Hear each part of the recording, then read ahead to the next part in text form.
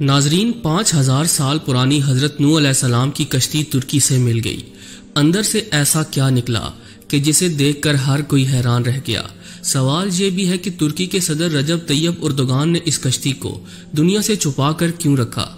آج کی اس قیمتی ویڈیو میں ہم آپ کو کشتی نوح سے متعلق حیران کن حقائق بتلانے جا رہے ہیں، لہٰذا ویڈیو کو شروع سے لے کر آخر تک ضرور دیکھیے گا، اور اگر آپ چینل پر نئے ہیں تو اسے سبسکرائب بھی کر لیجئے۔ تو آئیے چل کر شروع کرتے ہیں۔ دوستو، قرآن مجید میں اللہ تعالیٰ نے جن قوموں کا تذکرہ کیا ہے ان کے آثار آج بھی دنیا میں موجود ہیں۔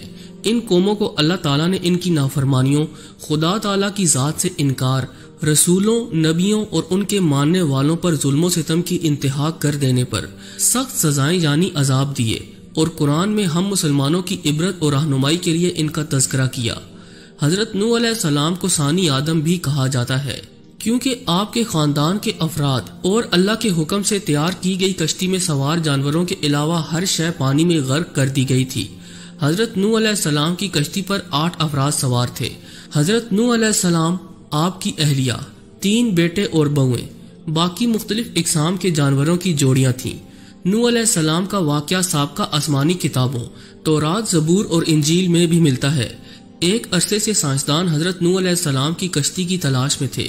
غیر مسلم سائنسدان یہ سوال کرتے کہ اگر طوفان نوح آیا اور حضرت نوح علیہ السلام چند انسانوں اور دنیا کے تمام تر جانوروں کے جوڑے لے کر دیو ہیکل کشتی میں سوار ہوئے اور پانی کے بدترین عذاب سے بچ گئے، تو آخر وہ کشتی کہاں گئی جن میں ان سب مخلوقات نے سفر کیا؟ حال ہی میں چین کے عیسائی مبلغین اور سائنسدانوں کی ایک تحقیقاتی ٹیم نے کئی ماہ پر مشتمل اپنی تحقیق کے اختتام کا اعلان کرتے ہوئے دعویٰ کیا تھا کہ انہوں نے حضرت نوح علیہ السلام کی تاریخی کشتی کو تلاش کر لیا ہے۔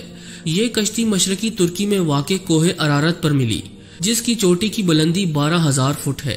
ماہرین کی ٹیم کا کہنا تھا کہ اس کشتی کی 3 منزلیں ہیں۔ یہ کشتی کئی میٹر برف کے نیچے دبی ہوئی ہے۔ گزشتہ 200 برسوں سے 1 درجن سے زیادہ ٹیمیں حضرت نوح علیہ السلام کی کشتی کو تلاش کر رہی تھیں، جن کے بارے میں قرآن پاک میں آتا ہے کہ وہ جودی نامی پہاڑی کی چوٹی سے ٹکرا کر رک گئی تھی۔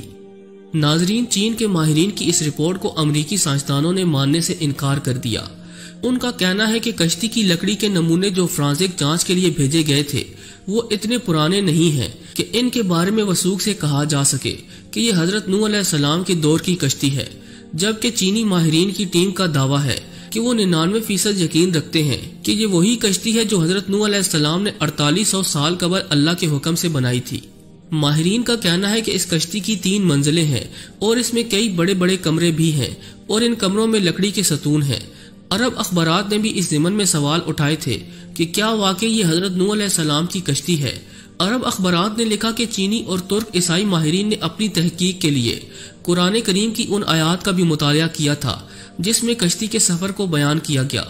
ماہرین کا کہنا ہے کہ کشتی کے ٹھہرنے کے جس مقام کی نشاندہی کی گئی وہ سائنسدانوں کو کوہ ارارات کی طرف لے جاتی ہے۔ گزشتہ 20 برسوں میں کئی سائنسدانوں نے کوہ ارارات کا دورہ کیا۔ ان میں سے کچھ ایک نے پہاڑی پر بنی کشتی کی شکل کی چٹان کو ہی حضرت نوح علیہ السلام کی کشتی قرار دے دیا، لیکن چینی اور ترک ماہرین نے پہاڑ کے اس برفیلے مقام پر تحقیقات کی جہاں درجہ حرارت -60 ڈگری ہوتا ہے، اور پہاڑ کے جس حصے میں کشتی کی باقیات دریافت کی گئی وہ انتہائی ڈھلوان اور خطرناک ہے۔ رپورٹ کے مطابق اس ٹیم نے 60 مختلف مقامات سے حضرت نوح علیہ السلام کی کشتی کا مشاہدہ کیا۔ یہ کشتی کئی جگہوں سے ٹوٹی ہوئی ہے، تاہم مکمل تباہ اس لیے نہیں ہوئی کہ یہ برف کی دبیج تہہ میں دبی ہوئی ہے۔ کشتی ٹوٹی ہوئی ہونے کی وجہ سے ماہرین اس کے اندر جا سکے۔ ناظرین گرامی، چینی ماہر وینگ چینگ نے باضابطہ ایک پریس کانفرنس منعقد کر کے اپنی تحقیق سے آگاہ کیا۔ کشتی کا معائنہ کرنے والے ایک چینی ماہر کا کہنا ہے کہ کشتی کا ہر کمرہ 5 میٹر اونچا ہے، اس میں کوئی بھی جانور آسانی سے سما سکتا ہے۔ چینی ماہرین نے ریڈیو کاربن ٹیکنالوجی سے کشتی کے ٹکڑوں کا مشاہدہ کیا اور دعویٰ کیا کہ یہ 4800 سال پرانی ہے۔ کشتی میں کئی صندوق بھی ملے، لیکن چینی ماہرین ان کو کھول نہیں پائے۔ ماہرین ایک مرتبہ پھر سے جدید آلات اور ایکس رے مشینوں کے ذریعے کوہ ارارات کا تفصیلی دورہ کرنے والے ہیں تاکہ تمام رازوں سے پردہ ہٹانے کے علاوہ امریکی سائنسدانوں کے سوالات کا جواب دے سکیں۔ حضرت نوح علیہ السلام کی کشتی دریافت کرنے کا دعویٰ نیا نہیں ہے۔ دوسری جنگ عظیم میں لیونارڈ نامی برطانوی فوجی لڑائی میں حصہ لینے عراق گیا تھا، لیونارڈ کو تاریخ اور آثار قدیمہ میں کافی دلچسپی تھی، اس لیے اس نے عراق کے بازاروں میں مختلف آثار قدیمہ کی اشیاء خریدنا اور جمع کرنا شروع کر دی۔ جب وہ چل بسا تو اس کے بیٹے سائمس کے حصے میں یہ اشیاء آئیں۔ اس نے یہ اشیاء برطانیہ کے میوزیم کے حوالے کر دی۔ برٹش میوزیم سے وابستہ ماہر آثار قدیمہ اروننگ فنکل نے ان اشیاء کا معائنہ کیا۔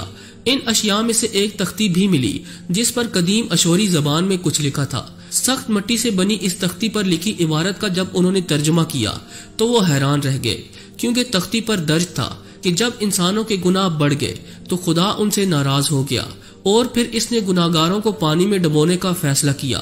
تب فرشتوں نے وادی دجلہ اور فرات میں آباد ایک نیک انسان حضرت نوح علیہ السلام تک خدا کا یہ پیام پہنچایا کہ وہ ایک کشتی تیار کریں اور اس میں نیک لوگوں کے علاوہ تمام جانداروں کا ایک ایک جوڑا بھی سوار کر لیں۔ اس تختی میں کشتی کو اتنا بڑا بتایا گیا کہ وہ فٹ بال کے ایک سٹیڈیم کے برابر تھی۔ ماہرین نے اندازہ لگایا کہ یہ تختی 4000 برس پرانی ہے، یعنی حضرت عیسیٰ علیہ السلام سے 2000 برس پہلے کی ہے۔ دوستو، اس طرح طوفان نوح کا ایک اور ٹھوس ثبوت دنیا کے ہاتھ بہت پہلے ہی لگ چکا ہے۔ عام طور پر مذہب خصوصاً اسلام کے منکرین ان واقعات کو افسانوی قصے قرار دیتے ہیں۔ یہ تمام ثبوت ان کی آنکھیں کھولنے کے لیے کافی ہیں۔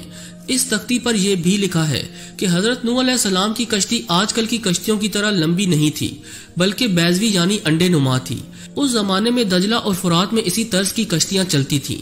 کشتی کے ٹھہرنے کے مقام کے بارے میں قرآن مجید کی سورۃ الہود کی آیت نمبر 44 میں بتایا گیا کہ وہ ایک بلند مقام جودی پر جا کر رکی تھی۔ عراق اور شام کے قدیم باشندے بابل کے دور میں یہ سمجھتے تھے کہ حضرت نوح علیہ السلام کی کشتی کوہ کردہ پر ٹھہری تھی۔ یہ مشہور پہاڑ جزیرہ ابن عمر کے قریب واقع ہے۔ یہ مقام بھی اب ترکی کے حصے میں ہے، تاہم عراق کی سرحد اس سے متصل ہے۔ مسلم تاریخ دانوں نے کوہ کردہ کو ہی حضرت نوح علیہ السلام کی کشتی کے ٹھہراؤ کا مقام قرار دیا، اسی لیے یہ پہاڑ مسلمانوں میں کوہ جودی کے نام سے مشہور ہو گیا۔ تاہم عیسائی مبلغین کا کہنا ہے کہ کشتی کوہ ارارت پر جا کر رکی تھی اور یہ پہاڑ آرمینیا اور ترکی کی سرحد پر ہے۔ حضرت نوح علیہ السلام کو ثانی آدم کے علاوہ شیخ الانبیاء کا خطاب بھی عطا ہوا، کیونکہ آپ وہ پہلے پیغمبر ہیں جو انسانیت کی طرف بھیجے گئے۔ قرآن پاک میں حضرت نوح علیہ السلام کا نام 73 مرتبہ آیا ہے۔ ان کی عمر 900 برس تھی۔ نبیوں میں آپ سب سے طویل العمر ہوئے۔ حضرت نوح علیہ السلام موجودہ عراق میں آباد ایک قوم کے پاس نبی بنا کر بھیجے گئے تھے۔ جب بہت واعظ اور نصیحت کے باوجود بھی قوم نے سرکشی نہ چھوڑی تو اللہ تعالیٰ سے آپ نے اپنی قوم کے لیے عذاب مانگا۔ اللہ نے آپ کو ایک کشتی بنانے کا حکم دیا۔ 2 سال کی مدت میں کشتی تیار ہوئی، جس کی لمبائی 300 گز اور چوڑائی 50 گز جبکہ اونچائی 30 گز تھی۔ جب عذاب آیا تو آسمان سے مسلسل بارش ہونے لگی اور زمین سے چشمے ابلنے لگے، ہر شے پانی میں غرق ہو گئی۔ حضرت نوح علیہ السلام کی کشتی 6 ماہ 8 دن پانی پر تیرتی رہی اور 10 محرم کو کوہ جودی پر جا کر ٹھہر گئی۔ کئی دن تک پانی اترتا رہا۔ اس کے بعد جب خشکی پیدا ہوئی تو حضرت نوح علیہ السلام نے خسران شہر کو بسایا اور ایک مسجد بنائی جس کا نام سمانین تھا۔ حضرت نوح علیہ السلام طوفان کے بعد صرف 60 برس زندہ رہے۔ ان کا مزار آج بھی لبنان